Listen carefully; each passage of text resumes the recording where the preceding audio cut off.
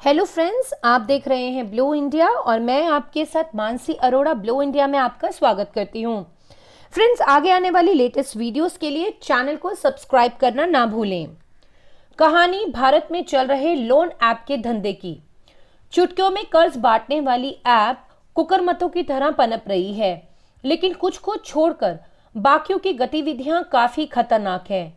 हैदराबाद की कविता ने कोरोना महामारी के समय में एक ऐप के जरिए लोन लिया था। वे इस लोन को तय वक्त पर नहीं चुका पाई। इस ऐप के कर्मचारियों ने उन्हें लोन चुकाने की खातिर तारीख वाले दिन सुबह 7 बजे फोन किया। क्योंकि वो सुबह दूसरे कामों में व्यस्त थी, ऐसे में वो फोन चेक नहीं कर पाई। अगली कॉल कविता के छोटे भाई के रिश्तेदार को साथ चली गई। यहाँ तक कि कविता की भी उनसे कोई खास नजदीकी बातचीत नहीं थी। जब ऐप के कर्मचारियों ने उनसे पूछा कि क्या वे कविता को जानती हैं, तो उन्होंने बताया कि हाँ, वे उनकी रिश्तेदार हैं। इस पर कर्मचारी ने उनसे कहा कि कविता ने उनकी कंपनी से लोन लिया था और उन्होंने आपका नंबर दिया था। ऐसे में जब उन्हें यह लोन चुकाना होगा। लेकिन इस बात की मांग से वे घबराई नहीं और उन्होंने पूरा वाकया अपने परिवार में बता दिया। इस बात से पूरे परिवार ने कविता से दूरी बना ली। इसी तरह सिद्दीपीठ की किरणी मोनिका को जब एक सरकारी कर्मचारी थी और कृषि विभाग में काम करती थी, लोन की आवश्यकता हुई तो उन्होंने भी इसी निजी जरूरत के लिए इस ऐप के थ्रू लोन लिया। जब वे बकाया रकम का भुगतान करने में चूक गई तो लोन ऐप वालों ने उनकी फोटो को व्हाट्सएप पर उनके सभी कॉन्टैक्ट्स को भेज दिया और उसमें लिखा कि मोनिका ने उनसे एक लोन लिया था और अगर वे कहीं उन्हें दिखे तो उन्हें लोन का भुगतान करने के लिए कहे। मोनिका के परिवार के अनुसार वे इस बेइज्जती को सहन नहीं कर पाई और उन्होंने जहर खाकर आत्महत्या कर ली। उनके गुजरने के बाद ऐप के कर्मचारियों ने उनके घर पर फोन किया और जब उन्हें बताया गया कि मोनिका ने आत्महत्या कर ली तो उन्होंने इस बात पर कोई गौर नहीं किया। ऐप के कर्मचारियों ने मोनिका और उनके परिवार को भद्दी भद्दी गालियां दी और लोन न चुकाने के लिए जिम्मेदार ठहराया।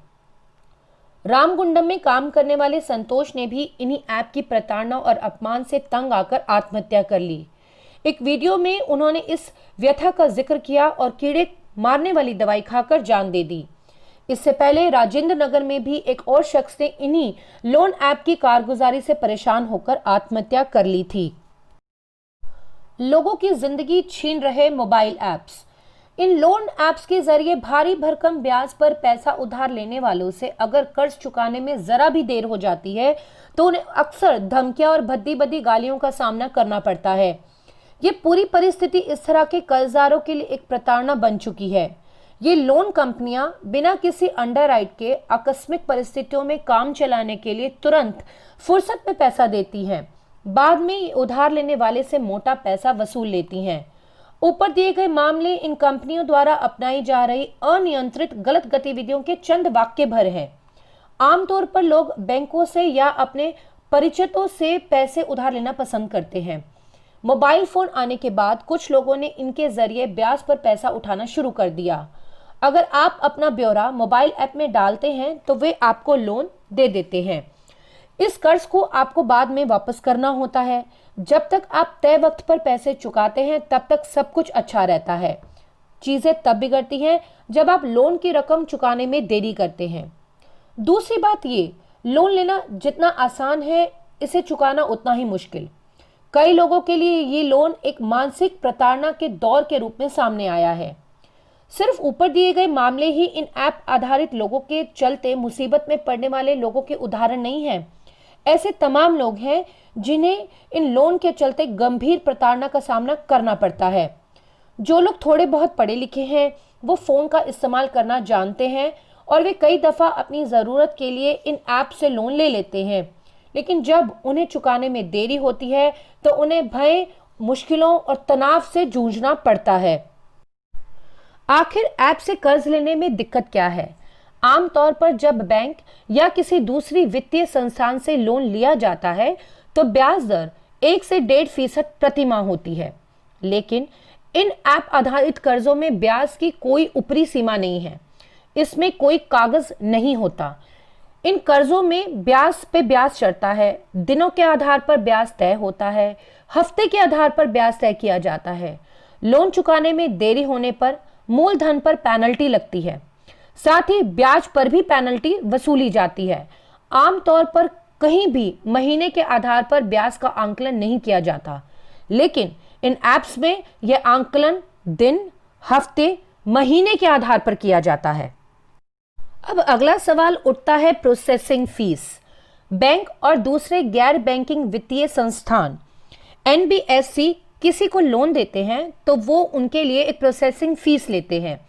ये फीस लोन की मात्रा पर आधारित होती है। ये प्रोसेसिंग फीस आमतौर पर लोन की रकम के 1% से भी कम होती है। इसका मतलब ये कि अगर आपने 5 लाख रुपए का लोन लिया है तो प्रोसेसिंग फीस के तौर पर आपको 5,000 रुपए से भी कम देने होते हैं। लेकिन ऐप आधारित लोन में ऐसा नहीं है। ये महज 5,000 रुपए के लोन के लिए 4,000 रुपए प्रोसेसिंग फीस के रूप में ले लेते हैं। अब ऐसे में सवाल उठता है कि लोग आखिर ये लोन लेते क्यों हैं? इसकी वजह यह है कि ये ऐप आपसे आपकी आमदनी का कोई प्रमाण नहीं मांगते, ये आपका सिविल स्कोर नहीं देखते, जबकि कोई भी बैंकिंग संस्थान या एनबीएफसी आपका सिविल स्कोर चेक किए बिना आपको लोन नहीं देता।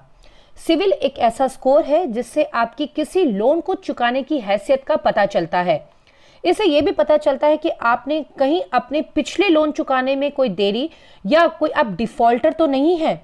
इन्हीं के आधार पर आपका स्कोर तय किया जाता है और बैंक लोन देते वक्त इस स्कोर का इस्तेमाल आपकी लोन चुकाने की काबिलियत का अंदाजा लगाने में सक्षम होते हैं। जिसका ऊंचा सिविल स्कोर होता है, आपकी लोन चुकाने की संभावना उतनी ही मजबूत होती है। कुछ ऐप आमदनी के प्रमाण और सिविल स्कोर की वेरिफिकेशन करते हैं, अपने दिए गए कर्जों के एक प्रक्रिया के तहत वसूलते हैं, लेकिन ऐसे ऐप्स चुनिंदा ही हैं। लेकिन ऐसे ऐप्स की भारी तादाद है जो लोन देने के नाम पर लूट मचा रखी है। इस तरह के ऐप्स लोगों की पैसों की आकस्मिक जरूरतों और तुरंत फुर्सत लोन दिए जाने की सहूलियत का फायदा उठा रहे हैं। जीएसटी के नाम पर लूट। आमतौर पर हम इस तरह की सर्विस के लिए सरकार को जीएसटी का भुगतान करते हैं, लेकिन ये ऐप जीएसटी के तहत रजिस्टर्ड नहीं है। ये ऐप उनके कर्ज लेने वाले से जीएसटी वसूलते हैं, लेकिन यह पैसा सरकार को नहीं चुकाया जाता है। इसका मतलब ये कि जीएसटी के दायरे में आए बगैर ये जीएसटी का पैसा भी अपने ग्राहकों से वसूलते हैं। अगर जीएसटी लिया जाता है तो उस संस्था का जीएसटी नंबर भी दिया जाना चाहिए, लेकिन ये ऐप ऐसा कोई खुलासा ही नहीं करते हैं। फर्जी कानूनी नोटिस। अगर रीपेमेंट में देरी होती है तो फर्जी कानूनी नोटिस फोन पर भेज देते हैं। इसमें लिखा होता है कि चूंकि आप अपने दिए गए लोन को चुकाने में डिफॉल्ट कर गए हैं तो ऐसे हम आपके खिलाफ एक्शन ले रहे हैं, और इन्हें कहा जाता है कि आप कोर्ट में उपस्थित रहने के लिए तैयार रहें। लेकिन ये नोटिस फर्जी होते हैं। ये ऐप किसी तरह के नोटिस कर्जदार के रिश्तेदारों को, दोस्तों को भी भेज देते हैं। जिन लोगों को इन सब के बारे में जानकारी नहीं होती वो भी इस नोटिस को देखकर डर जाते हैं। लोन वसूली के लिए बेइज्जत करना। इस ऐप से लोन लेने के बाद हमें इन्हें तय समय सीमा के भीतर चुकाना होता है। ऐसा नहीं होने पर लोन चुकाने की डेडलाइन के दिन सुबह 7 बजे ही ये ऐप वाले आपको लगातार फोन कॉल्स करना शुरू कर देते हैं। ये दर्जनों बार आपको कॉल करेंगे और इनकी भाषा धमकाने वाली होती है। अगर किसी भी वजह से आप डेडलाइन से एक भी दिन चूक गए तो बस आपकी मुसीबत शुरू हो गई। ऐप के कर्मचारी इस तरह के आदेश से शुरुआत करते हैं, भीख मांगो लेकिन पैसे वापस करो। यह इनकी पहले चरण की कार्रवाई होती है। अगले चरण में ये आपके रिश्तेदारों को फोन करना शुरू करते हैं। ये उन्हें कहते हैं कि आपने उनका रेफरेंस दिया है, और ये आपके रिश्तेदार से ये भी कहते हैं कि अब आपको ही लोन चुकाना होगा।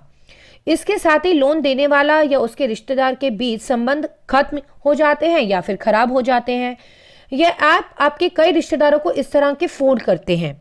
अंतिम चरण में ये लोन लेने वक्त आपकी जो दी गई तस्वीर का इस्तेमाल करते हैं। ये व्हाट्सएप ग्रुप पर आपकी तस्वीर डालने लगते हैं। ये उधार लेने वाले के दोस्तों और रिश्तेदारों का एक ग्रुप बनाते हैं और उसमें उधार लेने वाले की फोटो डालते हैं और उस पर कैप्शन लिखते हैं, फलाना शख्स धोखेबाज है या ये शख्स पैसे चुकाने से बच रहा है। यह प्रताड़ना यहीं खत्म नहीं होती। उनमें कहा जाता है कि आप 100 रुपये इकट्ठा कीजिए और इनका लोन चुकाइए। ये एक बहुत ही बुरे अंदाज में कहा जाता है। कविता कहती है, हम ये नहीं कह रहे कि हम लोन नहीं चुकाएंगे। मैं एक छोटा कारोबार चलाती हूँ। मुझे कोरोना के वक्त पर पैसे उधार लेने पड़ गए, लेकिन वे किसी भी बात को नहीं सुनते। यहाँ कि मैं ये भी कहूँ कि मुझे लोन उतारने के लिए बैंक जाने के लिए कम से कम 1 घंटे का वक्त दे दीजिए। वे चिल्लाने लगती हैं। आप एक महिला नहीं है, आपके बच्चे नहीं है, ऐसा कोई नहीं है जो बैंक से पैसे जमा कर सके। कविता कहती हैं वे बेहद गंदी गंदी गालियां देने लगते हैं। अब अगला क्वेश्चन ये उठता है कि इन्हें नंबर कहां से मिलते हैं। हर स्मार्टफोन में अगर हम कोई भी नया ऐप इंस्टॉल करते हैं तो हमसे कुछ मंजूरियां मांगी जाती हैं। आमतौर पर ऐप इंस्टॉल करते वक्त हम इन मंजूरियों का ब्यौरा पढ़े बगैर ओके का बटन क्लिक कर देते हैं और सभी तरह की मंजूरी के लिए हम हामी भी भर देते हैं।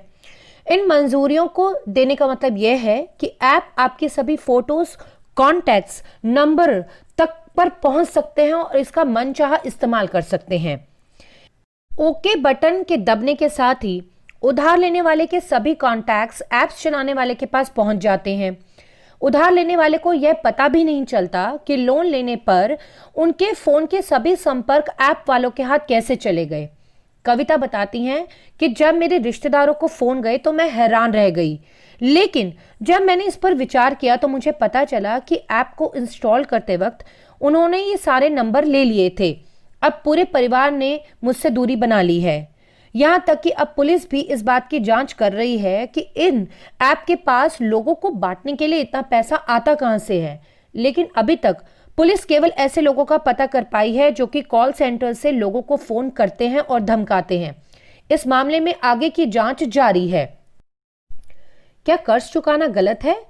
जब हम कोई कर्ज लेते हैं तो हमें वह पैसा चुकाना पड़ता है, लेकिन इस भुगतान का एक तरीका होता है। इसमें सरकार के तय किए गए नियमों को मानना होता है। इस तरह के कर्ज में ब्याज की दरें तय होनी चाहिए। इन कर्ज देने वालों को बताना होगा कि वे किस चीज के लिए कितना चार्ज कर रहे हैं और ये चार्ज दायरे में होना चाहिए। इन संस्थानों को लोगों को पैसा चुकाने के लिए वक्त देना चाहिए, लेकिन ये संस्थान इस तरह के किसी भी रेगुलेशंस को नहीं मानते हैं। यही असली समस्या है। इन ऐप का दूसरा पहलू ये भी है कि गुजरे वक्त में ऐसा हुआ है कि कुछ लोगों ने इन ऐप से पैसे उधार लिए और क्रेडिट कार्ड की ब्याज दर के मुताबिक पैसे लौटा दिए। इन ऐप से पैसे उधार ले चुके एक शख्स ने बताया कि उन्होंने इतने बुरे तरीके से बर्ताव किया था। सैकड़ों की संख्या में मौजूद कर्ज देने वाली एजेंसी ऐसे चुनिंदा ही हैं जो कि रेगुलेशंस के मुताबिक चल रही हैं। एक पुलिस अधिकारी ने बीबीसी को बताया कि बाकी की एजेंसीज लोगों को प्रताड़ित करती हैं और उनका मकसद लोगों को केवल लूटना होता है। अब अगला सवाल ये उठता है कि आखिर कानून क्या है। भारत में बैंकों को रेगुलेट करने के लिए रिजर्व बैंक यानी कि आरबीआई ने भी इन ऐप्स के लिए कोई रेगुलेशंस नहीं बनाए हैं। ऐसे में पुलिस पहले से मौजूद कानूनों के आधार पर इन ऐप्स के खिलाफ कार्रवाई करने की कोशिश कर रही है। इन कानूनों में बैंकिंग रेगुलेशन, आईपीसी, आईटी कानून शामिल हैं। तेलंगाना की साइबराबाद पुलिस इसकी जांच कर रही है। अब तक वे दर्जनों लोगों की पूछताछ कर चुकी है। पुलिस ने आंध्र प्रदेश में भी ऐसे ही मामले दर्ज किए हैं। आंध्र प्रदेश की पुलिस ने एक स्पेशल एनओसी भी जारी किया है। चीन की भूमिका, इस बारे में चीजें स्पष्ट होना अभी बाकी है कि इन ऐप्स में चीनी संस्थानों की क्या भूमिका है। कुछ लोगों का कहना है कि जो लोग चीन में मौजूद सर्विस का इस्तेमाल कर रहे हैं, लेकिन कुछ लोगों का यहां तक कहना है कि इन ऐप्स में पैसा भी चीनी वित्तीय संस्थान का लगा हुआ है। पुलिस इसकी जांच कर रही है। 25 दिसंबर को साइबराबाद पुलिस ने एक चीनी नागरिक समेत 4 लोगों को लोन देने वाले ऐप के खिलाफ मामले में गिरफ्तार किया है। साइबराबाद पुलिस ने जानकारी दी है कि उन्होंने क्यूबा टेक्नोलॉजी प्राइवेट लिमिटेड के हेड को अरेस्ट किया है, जो एक चीनी नागरिक है। इसके अलावा 3 अन्य लोगों को भी अरेस्ट किया गया है। इस ऑर्गेनाइजेशन को दिल्ली में हेड ऑफिस के तौर पर रजिस्टर किया गया है और इसका नाम स्काईलाइन इनोवेशन टेक्नोलॉजी रखा गया है। इस कंपनी में चिंगियास चेंग उपाबती अजय डायरेक्टर के तौर पर काम कर रहे हैं। इस कंपनी ने 11 लोन ऐप्स डेवलप किए हैं। यह कंपनी बड़े पैमाने पर पैसे वसूल रही है और इसके काम करने के तरीकों में धमकियां देना शामिल रहा है। मौजूदा वक्त में कंपनी के प्रतिनिधि पुलिस कस्टडी में ही हैं। आरबीआई क्या कहता है इस मामले में? रिजर्व बैंक में रजिस्टर्ड बैंक्स और राज्यों के कानूनों के हिसाब से काम करने वाली गैर बैंकिंग वित्तीय संस्थान एनबीएफसी को केवल लोन दे सकते हैं। इसी वजह से लोन देने वाले मोबाइल ऐप्स के बैकग्राउंड वेरिफिकेशन को किया जाना चाहिए। आपको किसी भी अनाधिकृत ऐप या अपरिचित लोगों को अपने आईडी दस्तावेज नहीं देने चाहिए। आपको ऐसे ऐप्स के बारे में पुलिस को या आरबीआई की वेबसाइट पर जाकर शिकायत करनी चाहिए। आरबीआई ने एक विज्ञापन जारी किया है जिसमें कहा गया है कि आरबीआई के यहाँ रजिस्टर कोई भी संस्थान अगर ऑनलाइन लोन दे रहा है तो यह चीजें पहले ही स्पष्ट रूप से बताई जानी चाहिए। इसी तरह के आरबीआई के यहाँ रजिस्टर्ड वित्तीय संस्थान के नाम पर आरबीआई की वेबसाइट पर भी उपलब्ध होंगे। जानकार क्या कहते हैं? फिनटेक कंपनीज फाइनेंस और टेक्नोलॉजी के मेल को लेकर बड़े पैमाने पर चिंताएं पैदा हो रही हैं। आरबीआई इनसे निपटने की तैयारी कर रहा है। महज इस वजह से ही आपको चुटकियों में कर्ज मिल जाता है। इस तरह की कंपनियों से लोन लेना ठीक नहीं। अब हालात इतने खराब हो गए हैं कि न केवल कंपनियों ने बल्कि लोगों ने भी समूह बना लिए हैं और वे इस तरह के ऐप्स के जरिए लोन बांट रहे हैं। क्लाउड्स फंडिंग लोन, इसका मतलब यह है कि अगर आपके पास 1,000 रुपए हैं तो आप भी लोन बांट सकते हैं। जब क्रेडिट कार्ड कंपनियों की शुरुआत हुई थी तब भी ऐसी ही समस्याएं सामने आई थी। फाइनेंस एक्सपर्ट कुंडावारापू नागेंद्र साई ने बताया कि अगर कोई लोन बांट रहा है तो इसका मतलब यह नहीं है कि हम भी उससे लोन ले लें। अगर किसी को पैसों की जरूरत है तो उसे भरोसेमंद बैंक, सरकारी और निजी बैंकों या दूसरे आरबीआई से मान्यता प्राप्त वित्तीय संस्थानों के पास जाकर ही लोन लेना चाहिए। ऐसे ही इंटरेस्टिंग इन्फॉर्मेशन को जानने के लिए अभी सब्सक्राइब करें हमारे चैनल ब्लू इंडिया को और वीडियो के अंत में लाइक का बटन जरूर दबाएं।